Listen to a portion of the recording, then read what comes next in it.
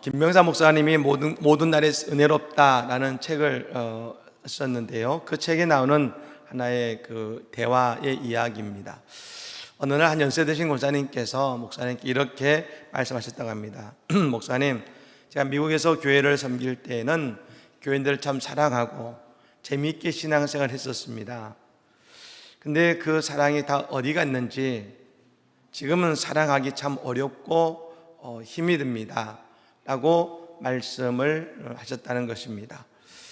그 물음에 대해서 목사님 이렇게 책에 간단하게 기록하고 계십니다. 우리는 그동안 사랑하세요 라는 말을 참 많이 들었지만 사랑받으세요 라는 말은 그렇게 많이 듣지 못한 것 같습니다. 사랑하기가 힘들다고 고민할 때가 아니라 하나님의 사랑을 많이 받을 때가 된 것 같습니다. 여러분, 우리는 그리스도의 사랑을 받는 자로서 늘 사랑하고자 노력합니다. 하지만 때때로 너무나 힘들고 어려워서 우리가 사랑하기 어려워질 때가 있습니다. 그때는 하나님께서 예비하신 사람들로부터 사랑을 받으라고 가시는 때일 수 있다는 것입니다. 오늘 여러분, 사랑할 수 있는 분은 힘써 사랑하시기 바랍니다. 그런데 너무 지치고 낙심하고 사랑하기 어려우신 분들은 사랑을 받으시기 바랍니다.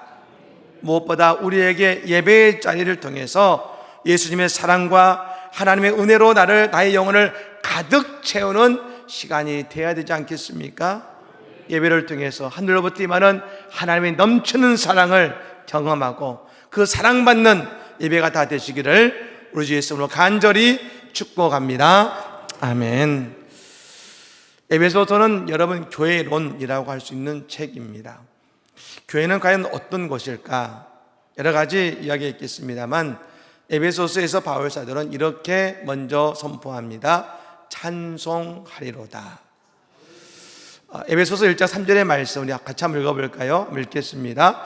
찬송하리로다. 하나님 곧 우리 주 예수 그리스도의 아버지께서 그리스도 안에서 하늘에 속한 모든 신령한 복을 우리에게 주시되 아멘. 여러분, 이 구절을 표준세번역 개정판에는 이렇게 좀 더 쉽게 풀어놓았습니다. 우리 주 예수 그리스도의 아버지이신 하나님을 찬양합시다. 하나님께서는 그리스도 안에서 하늘에 속한 온갖 신령한 복을 우리에게 주셨습니다. 여러분, 그렇습니다. 교회는 무엇보다도 하나님을 찬양하는 곳이 되어야 될 줄로 믿습니다. 신앙생활에서도 먼저 할 것이 있고 교회에서도 먼저 할 것이 있는 것입니다. 그것은 하나님을 찬양하는 것입니다. 인간의 존재의 목적이 무엇이냐? 웨스트민스터 신앙 고백서에 의하면 그 존재의 목적은 하나님을 영원롭게 하고 영원토록 그를 즐거워하는 것이라 했습니다. 하나님을 영원롭게 한다. 그것은 다른 말로 하면 하나님을 찬양하는 인생을 말하는 것입니다. 그리고 그 하나님을 날마다 즐거워하는 것이 성도의 존재 목적인 것입니다. 우리의 신앙은 사실은 업앤다운이 있습니다. 내가 좀 충만할 때가 있고 덜 충만할 때가 있고 삶의 여건과 내 영적 상태에 의해서 업앤다운이 있기 마련입니다만, 그러나 그 가운데 우리의 찬양은 변함이 없어야 되는 것이고 변함없는 찬양이 존재하는 것이 바로 하나님의 교회여야 된다는 것입니다. 오늘 또 우리 할렐루야 찬양대 아름다운 찬양 얼마나 은혜롭습니까? 목소리도 은혜롭고 얼굴은 더 은혜롭고 네, 그렇지 않습니까? 박수 한번 해주세요. 고맙습니다. 네, 고맙습니다. 네, 은혜로운 찬양 우리가 듣습니다만 찬양대는 예배를 준비하고 이 찬양을 통해서 예배를 이끄는 또 이 사명을 갖는다면 우리 모두는 말입니다. 예배자로서 우리의 입술로 한 목소리가 되어서 하나님을 찬양하는 것이 오늘 우리의 또한 직분이요 사명임을 믿으시기를 바랍니다. 아무리 어렵고 힘든 인생의 자리에 있다 할지라도 우리가 하나님을 찬양할 수 있으면 우리에게 성령의 샘이 임하는 것이고 여러분, 찬양할 수 있는 사람은 우리는 승리하게 될 줄로 믿습니다. 일어날 수 있는 것입니다. 아무리 어려워도 찬양할 수 있는 사람, 그 사람의 인생은 내일이 있는 것입니다. 교회는 뭡니까? 찬양하게 만드는 것 아니겠습니까? 여러분, 하나님의 교회에서 마음껏 찬양하시기를 바랍니다. 여러분, 우리가 교회에서 하나님을 찬양해야 되는데, 그렇다면 그냥 하는 것이 아니라 하나님을 찬양케 하는 중요한 이유가 있다는 것입니다. 세 가지로 볼 수 있겠는데요. 첫 번째는 이것입니다. 우리는 그리스도 안에 있기 때문에 하나님을 찬송할 수가 있다는 것입니다. 오늘 보면 7절 말씀 한번 읽겠습니다. 7절의 말씀을 읽습니다. 우리는 그리스도 안에서 그의 은혜의 풍성함을 따라 그의 피로 말미암아 속량 곧 죄사함을 받았느니라. 아멘. 바울은 많은 서신서를 썼습니다만 바울 신학을 한마디로 정리하면 in Christ, 그리스도 안에서의 신앙과 신학을 이야기하고 있는 것입니다. 우리에게 주어지는 하나님의 놀라운 선물이 있습니다. 그것은 바로 구속 곧 죄사함을 받는 것입니다. 근데 여러분, 이 구속 곧 죄사함이 우리에게 값지고 놀라운 선물이지만 이것이 우리에게 은혜의 선물이 되는 이유가 있습니다. 그건 바로 그리스도 안에서 우리에게 주어지는 은혜의 풍성함이 있기 때문인 것입니다. 다시 말씀드리면 그리스도 안에서 구속 곧 죄사함은 온전한 하나님의 능력이 되는 것입니다. 이 그리스도 안에서라는 말은 다른 말로 우리가 또 번역을 할 수 있는데요, 그리스도를 통하여라고도 말 수 있습니다. 바울이 그의 신앙에 있어서 가장 중요한 한 가지를 시사하고 있습니다만, 바울은 언제나 그리스도를 통하지 않고는 아무것도 하지 않으랬다는 것입니다. 바울은 이 모든 일이 그리스도 안에 사는 일인가를 늘 하나님께 기도하며 물었습니다. 이게 그리스도 안에 사는 일인가? 사도행전 11장에 보면 안디옥교회 이야기가 처음 나옵니다. 안디옥교회가 부흥하면서 말입니다. 저 예루살렘 교회는 과연 저 안디옥교회 부흥이 어떤 부흥인지 알아보기 위해서 바나바를 파송했습니다. 그랬더니 저 스데반의 밖으로 흩어졌던 성도들이 저 안디옥에서 복음을 전하고 그 세워진 교회가 날마다 부흥하고 있는 것입니다. 그 바나바도 말씀을 전하는데 또 그 말씀 전하는데 부흥 역사가 일어납니다. 그때 바나바가 바울에게 찾아갔죠. 그리고 바울을 권면해서 함께 안디옥 교회를 가르치고 지도하기 시작합니다. 그런데 그러자 안디옥 교회에 놀라운 변화가 일어났습니다. 사람들이 이 안디옥 교회에 있는 제자들 향해서 모두 다 이렇게 부르기 시작했습니다. 그리스도인이라 부르기 시작했습니다. 왜 그랬을까요? 바울 사도는 안디옥 교회에서 오직 한 가지, 그리스도 예수 안에서 모든 것을 가르치고 모든 것을 그리스도 예수 안에서 행했을 때에 그곳에 있는 성도들이 그리스도인이라는 그 이름을 그들은 불려지기 시작했다는 것입니다. 우리가 여러분 교회에 사는 많은 사역들, 또한 내 인생에 사고 싶고 진행되는 많은 계획들과 일들이 있습니다. 사실 그것들은 모두 다 좋은 생각과 계획들 안에서 진행되는 것일 겁니다. 근데 우리는 여기서 항상 늘 돌아봐야 되는 것이 있습니다. 이 모든 일들이 그리스도 예수 안에서 이루어지는 일인가? 라는 물음인 것입니다. 이것이 아무리 좋은 일을 하더라도 그리스도 안에서가 아니라 내 열심 안에서 이루어지고 내가 보기에 좋은 것을 하고 있는 것은 아닌가? 우리 가끔 경험하는 일들이 있죠. 내가 선의로 하는 많은 일들이 있지만 그 일들이 좋은 결과를 가져오지 못할 때가 많습니다. 좋은 의도였는데, 나는 위하는 마음이었는데, 그럼 정말 답답하죠. 그리고 생각합니다. 나는 좋은 일 하는데 사람들이 알아주질 않네. 그렇다면 그때 우리 크리스찬들은 다시 한번 묵상해 보아야 됩니다.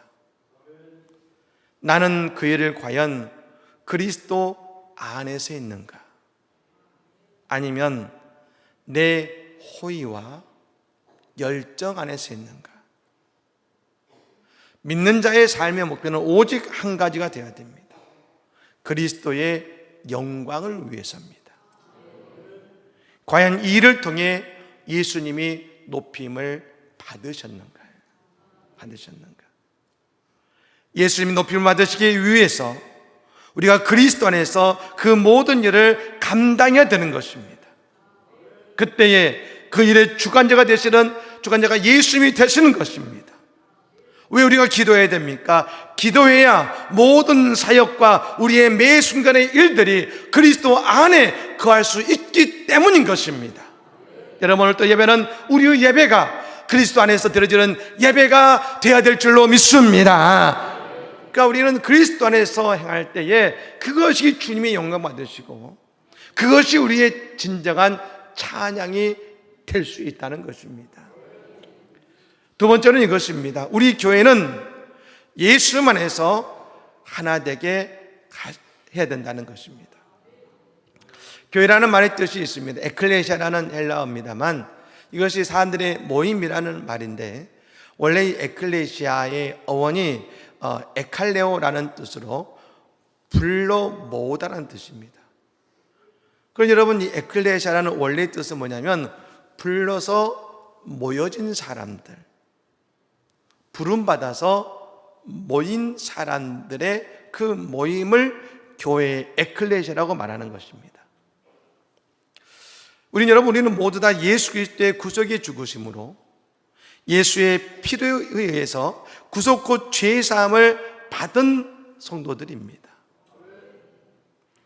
이 사실이 믿어질 때에 우리에게는 하나님께서 지혜와 총명을 넘치게 부어주시는 것입니다.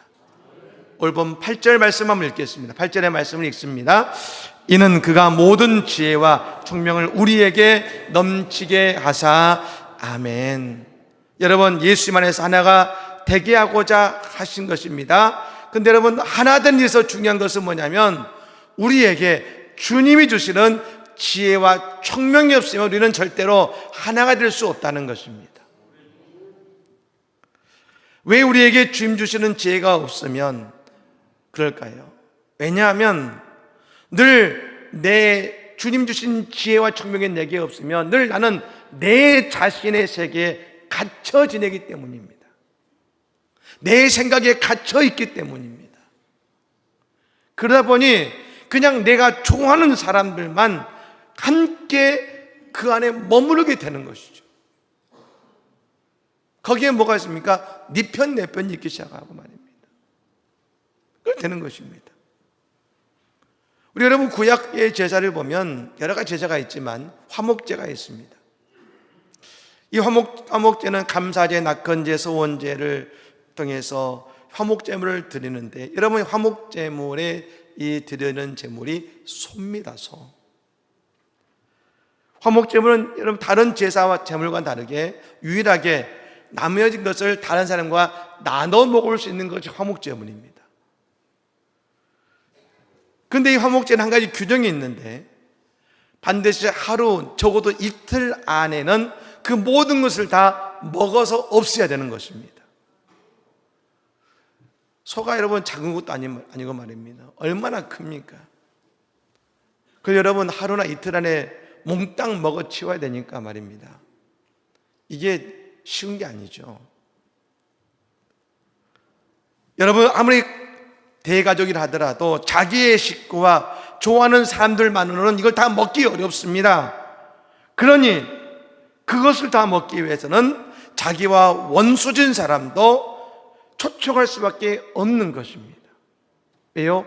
율법을 지켜야 되니까요. 그렇게 억지로라도 재물을 나눠 먹다 보면 화목을 이루게 되지 않겠습니까?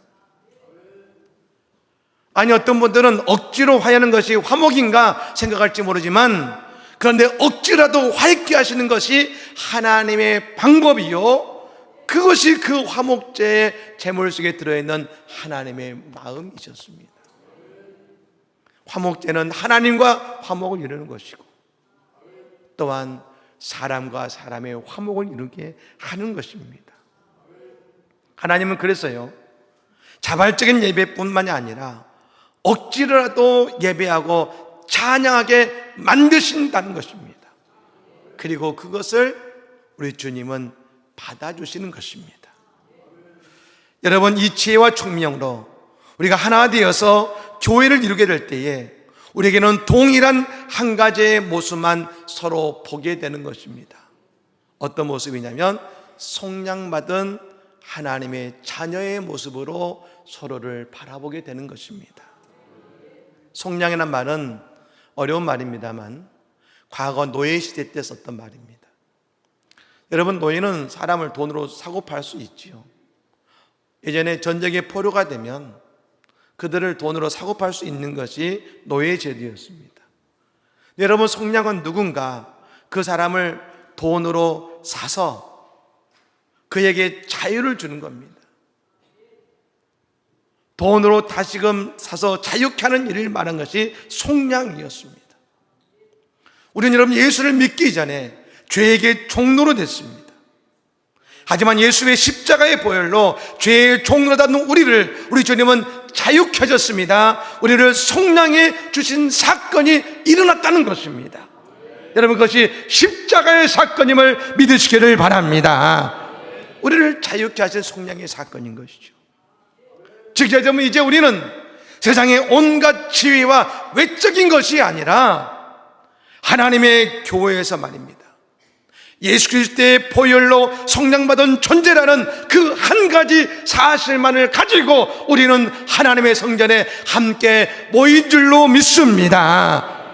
그래서 여러분, 하나님의 교회는 신분고하를 막론하고 속량받은 하나님의 자녀로서 모두 다 한 목소리로서 하나님을 찬양하는 교회가 돼야 되는 것입니다. 그건 여러분, 하나님을 찬송하는 것은 우리의 선택이 아닙니다. 우리가 반드시 교회에서 해야 되는 우리의 사명인 것입니다. 제가 지난주 샘물 호스피스 병원에 가서 설교할 기회가 있었습니다.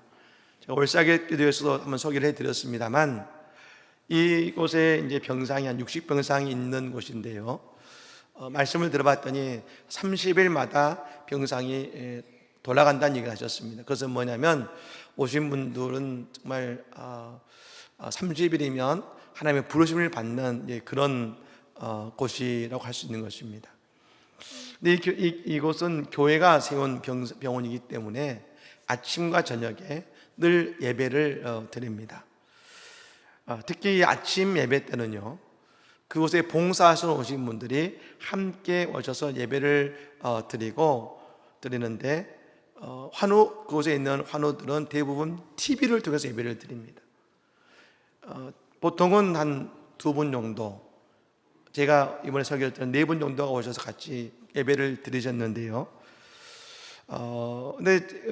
예배를 드립니다만, 제가 참 이번에도 설교를 하는 가운데 설교를 끝나고 났더니 회장님이 광고하시는데, 제가 설교하는 도중에 그 설교를 들으시면서 한 분이 하나님의 부르심을 받았다는 얘기를 들었습니다. 참 회장님께서 뭐라 하시면 정말 은혜로운 일입니다, 복된 일입니다 라고 이렇게 말씀을 하셨습니다만, 제 개인적으로는 약간 좀 충격도 됐습니다. 저 역시 교회에서 많은 죽음의 꿈을 보고 또 이야기를 듣습니다만, 그런데 설교를 하는 가운데 소천하신 경우는 사실 아직 제가 경험이 없거든요. 이 설교가 저분에게는 인생의 마지막 설교가 될 수 있다는 그 사실, 그게 저에게는 큰 도전이 되었습니다. 이 설교가 어떤 분의 인생의 마지막 설교가 될 수 있겠구나. 그때 느껴지는 설교의 그 비중이 얼마나 큰지 다시 한번 느낄 수 있었던 것이죠. 근데 여러분, 그때에 개인적으로 참 은혜 받은 부분이 있었는데, 이 병원에는 이 봉사하시는 분들이 늘 교회에서 오시는데요. 교회에서 세웠다 보니까 오시는데, 오시면은 주로 이 청소, 또 뭐 설거지, 뭐 빨래, 그리고 환우분들을 이제 목욕시켜 드리는 전문적인 봉사들이 이렇게 있고, 또 어떤 분들은 와서 알포도 되어 드리는 분도 있습니다. 근데 이날은 봉사를 시작하기 전에 먼저 하시는 것이 있습니다. 그분들이 예배를 드리시고, 예배 전에 꼭 그분들이 퉁쏘하게 만드십니다. 보통 한 2팀 오시는데, 제가 갔을 때는 한 4팀 정도가 와서 이렇게 예배를 드렸는데요. 제가 말씀드린 적이 있습니다. 어제 드렸습니다만, 그 가운데 한 팀이 10살짜리 아이 4명이 화요일마다 와가지고 청소하면서 참 너무 감동이 됐습니다. 근데 그분들이 오셔서 말입니다. 먼저 특송하시는데, 근데 그 특송을 4팀을 듣는데 제 마음속에, 야, 이건 천국 잔치 같다, 그런 마음이 들어서 그 찬양을 들으면서요, 그냥 와서 열심히 봉사하겠습니다가 아니라 먼저 하나님을 찬양하시면서, 또 그 찬양을 병상에 있는 분들이 들으시면서 그 봉사를 시작하고 계셨다는 것입니다. 그리고 여러분, 그 예배의 자리는 건강해도 몸이 아파도 모두 다 동일하게 입을 벌려 하나님을 찬양하고 예배자로 서 있는 그 모습 속에서 전 다시 한번 교회는 이런 곳이었구나 깊이 깨닫는 시간이 된 것입니다. 여러분, 우리는 모두 다 구속고 죄 사함 받은 하나님의 자녀로서 우리의 한 목소리로서 하나님을 찬양해야 될 줄로 믿습니다. 마지막으로 여러분, 저는 우리 모두는 성령의 인치심을 받은 성도들이 하나님의 교회에 함께 모였다는 것입니다. 오늘 보면 13, 14절의 말씀을 한번 같이 한번 읽습니다.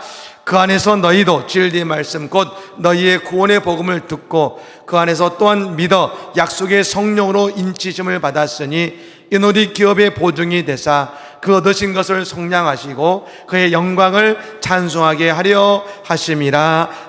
아멘. 우리가 여러분 성도가 될 때에 우리의 영혼에 생기는 변화가 있습니다. 그것은 뭐냐면 우리의 성령의 인치심이 우리에게 있다는 것입니다. 여러분, 인치다는 말은 이 로마 시대에 사용하던 말인데요, 그곳에 있는 노예든지 가축이든지 그 주인이 이것이 자신의 소임을 드러내기 위해서 자신의 문장을 만들어서 그걸 가지고 그걸 불에 지어서 말입니다, 그 이마와 이마에 그 불인장을 찍은 것입니다. 그 자신의 소유를 나타냈습니다. 그런데 여러분, 우리가 예수 믿고 속량 받았습니다. 그때 우리의 영혼의 이마에는 말입니다, 예수의 십자가가 새겨진다는 것입니다. 우리는 보이지 않지만 이 시간 우리 예수님의 거룩한 눈으로 볼 때 우리 모든 성도들의 이마에는 말입니다, 성령으로 인치심, 예수의 십자가가 우리의 이마에 새겨졌음을 믿으시기를 바랍니다. 여러분, 그것을 통해서 인치심 뭡니까? 너는 이제 하나님의 자녀야, 너는 내 자녀야 하시는 하나님의 말씀이라 할 수 있는 것입니다. 그럼 우리는 어떻게 됩니까? 이는 우리 기업의 보증이 되사. 여러분이 보증하다라는 말이 헬라어로 알라본이라는 말입니다만 미리 맛보다는 의미가 그 속에 들어있습니다. 우리가 하나님의 교회에서 하나님을 찬양하면서 천국에서 누리게 될 하나님의 자녀의 권세와 은혜를 이것을 찬양하면서 교회에서 미리 맛보아 알게 된다는 것 아니겠습니까? 그런 여러분, 우리는 교회에 모여서 하나님을 찬양해야 되는 것입니다. 교회는 어제나 오늘도 언제나 영광의 찬양을 하나님께 드리는 곳이어야 되는 것입니다. 그리고 성도는 구속의 은혜 앞에서 하나님을 늘 찬송하며 이것에서 하나님의 천국을 맛보아 알아야 되는 것입니다. 히윗이라고 하는 여성이 있었습니다. 이분이 참 많은 찬송가를 작사하셨던 여성분이었습니다. 근데 그 동네에 성격이 좀 삐뚤어진 문제 소년이 있었는데 너무나 안타까워서 이 희윈 여사가 그 애를 불러서 타일렀습니다.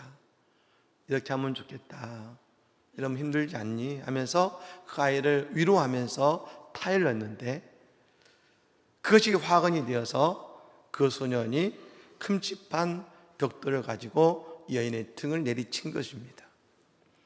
그 때문에 척추의 부상을 입고 이 몸에 기부스를 하고 6개월 동안 수술을 마치고 병상에 누워 있어야만 했습니다.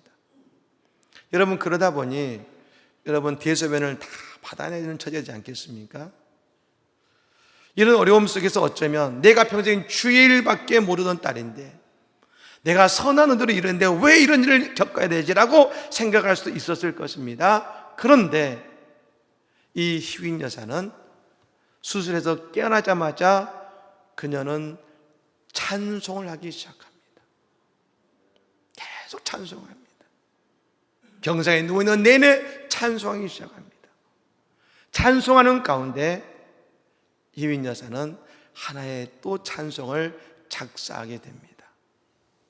주 안에 있는 나에게 딴 근심 있으랴 십자가 밑에 나아가 내 짐을 풀었네. 주님을 찬송하면서 할렐루야 할렐루야 내 앞길 멀고매도 나 주님만 따라가리. 우리 같이 한번 불러보고 찬송가 370장입니다. 우리 1절과 2절 한번 같이 불러보겠습니다.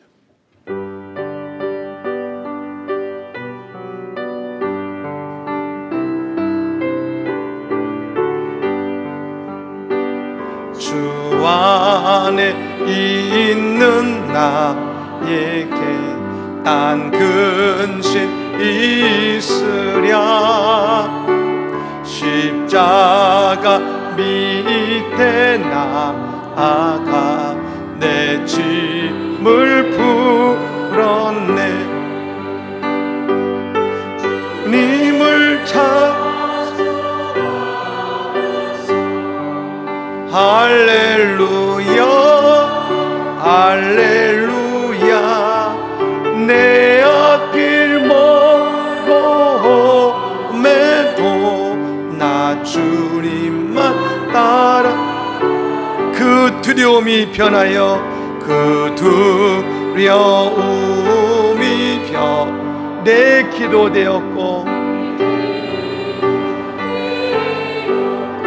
전날의 한숨 내 노래 되었네.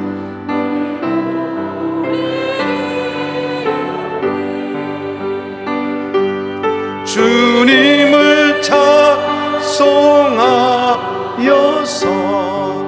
할렐루야 할렐루야 내 앞길 멀고매도 나 주님만 따라가리. 그 두려움이 변하여 내 기도 되었고 전날의 한숨 변하여 내 노래 되었네. 주님을 찬송하면서 할렐루야. 여러분, 이 희윈 여사의 병이 그 누구보다도 빠르게 쾌유된 줄로 믿습니다.